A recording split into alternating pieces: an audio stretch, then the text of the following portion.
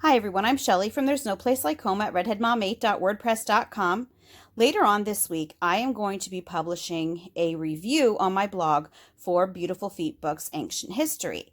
So I thought that I would do the same thing for you guys today. I am going to give you a review of this curriculum and I'm going to give you a peek inside of it and I'm going to tell you what we think.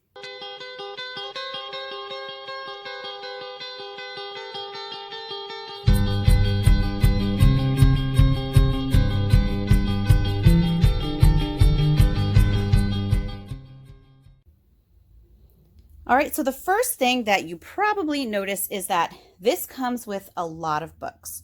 If you are not familiar with Beautiful Feet books, it is a literature-based curriculum. It is typically geared towards history, but I often use them as unit studies because they really do incorporate activities for all subject areas, which I will show you in just a little bit when we go through the manual. So first of all, though, I just want to give you a look inside some of the books that actually come with this ancient history curriculum.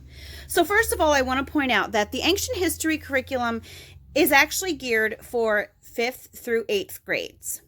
Now, I will tell you that my 3rd grader is using this along with her older siblings just because she likes to work with them. So she's just along for the ride and she's actually been doing really well with this. All right, now before I actually go into what the teacher's manual itself is like, let me just show you some of the books really quickly. And I'm not going to page through all of the books because a lot of them are just chapter books and there's, really nothing to see. But some of them have some really nice illustrations, so I just wanted to give you an idea. So the first one is the Usborne Internet Linked Encyclopedia of the Ancient World. And if you're familiar with the Usborne books, you probably have a good idea of what these are like. So this just tells you lots of information about the ancient world. There are so many different internet links that you can follow. It gives you links to videos to watch. My kids watched a tour of Petra in Jordan. That was really, really interesting. Now I would love to go visit there someday. So that's this one.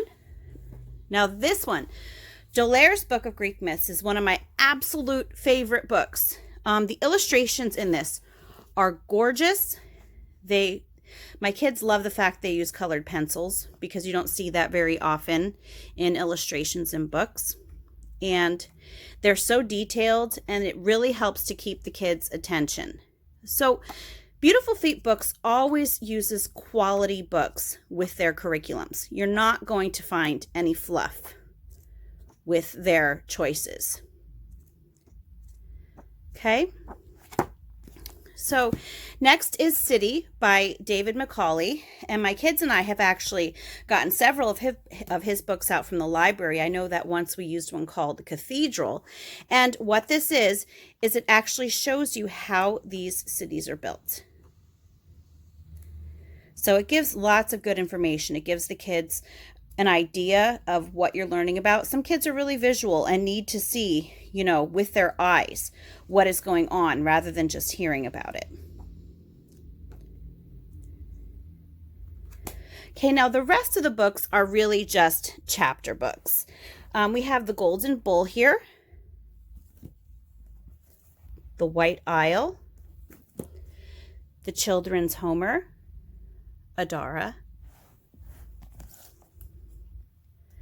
The Pharaohs of Ancient Egypt, God King, The Golden Goblet, The Bronze Bow, Theros and His Town, and Augustus Caesar's World. Now this one does have a few illustrations in it, but it is mainly just text.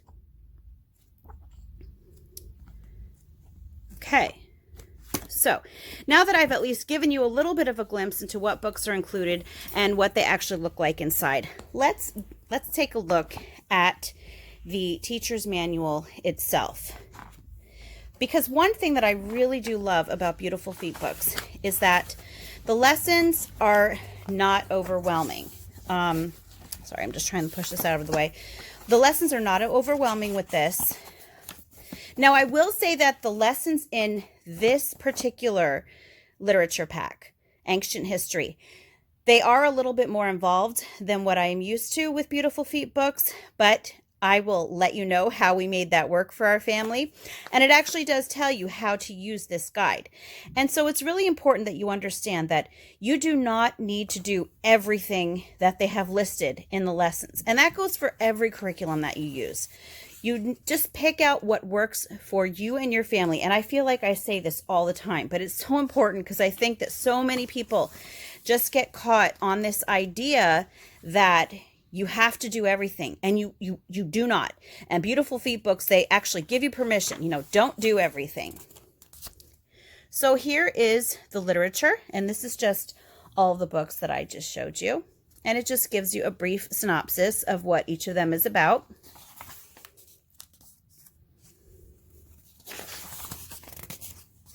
And they also give you some ideas for supplemental literature if you would like to get some extra books out that you think your kids might be interested in. Oh, that's actually just on this page. Now, they do give you a supplemental literature section for each part of the curriculum. So, for example, we're starting in ancient Sumer and Mesopotamia. So all of these supplemental literature books pertain to ancient Sumer and Mesopotamia. Now, if you see here, this is a list of hands-on activities. Now, this was actually new for me with Beautiful Feet books with the older kids. Now, I am doing Around the World with Picture books with my littles. Now, that one does have a lot of hands-on activities, like painting and watercolor and those sorts of things.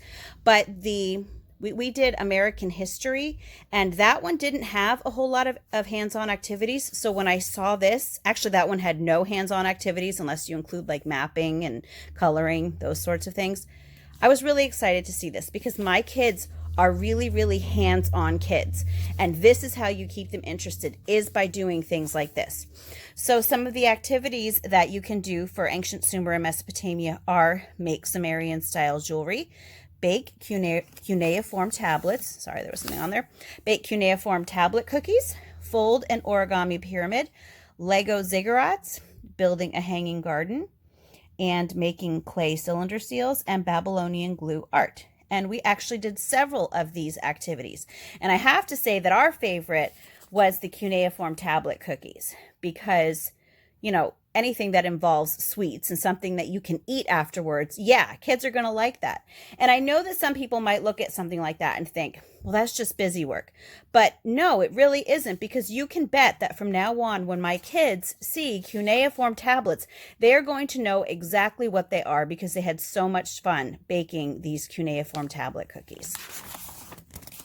So this is where we get into the actual lessons. And again, this is still for ancient Sumer and Mesopotamia. And I will, in just a minute, I'll let you know the rest of the areas that we're going to be covering. Now, you probably already have a good idea from the books that I showed you. But anyway, this is what the lessons look like. So here we have lesson 1. And if you take notice, there are 4 different things that they are suggesting. I'm just going to check and make sure it's only those 4. Yes, that they are suggesting that you do for lesson 1. Now, usually I know that with our American history literature pack, there was not this much involved. It could be because this is older. The American history one was, I believe, for 4th through 7th grade, and this one is 5th through 8th. But I am not, knocking this at all for that, because the activities are really, really fun.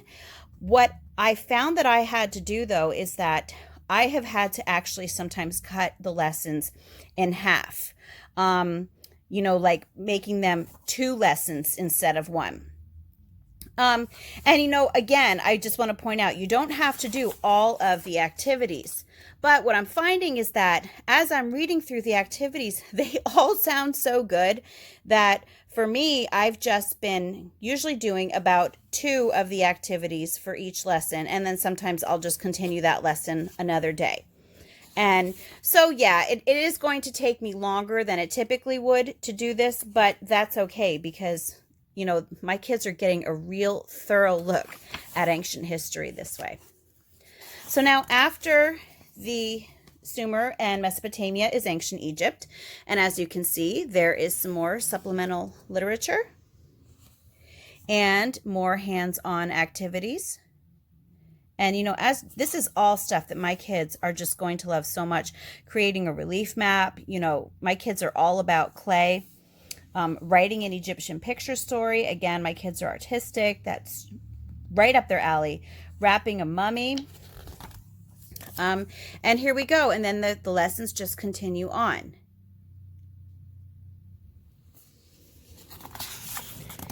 Now, one thing that I have to say is that a lot of the readings that they tell you to do are very long. For example, if you go back to the Golden Bull, I know that a lot of times it will tell you to read like maybe 5 or 6 chapters at one time. And that could be like anywhere from 30 to 40 pages. My kids, even though they are used to read alouds and we've been doing read alouds for years, they're not going to sit and pay attention for 40 pages. I absolutely know that. So that is just another one of those things where I will cut the chapters in half, and I will spend 2 days reading the assigned chapters instead of just the one. I usually will not read more than 20 pages in one day. And again, that's just, it's up to how much your kids can handle. Don't ever feel rushed, like you have to do it. You have to make it fit your family. And this is it's such a gentle way to learn. You don't want to rush through it anyway. So next is Ancient Israel and Judah. And again, we've got supplemental literature and hands-on activities.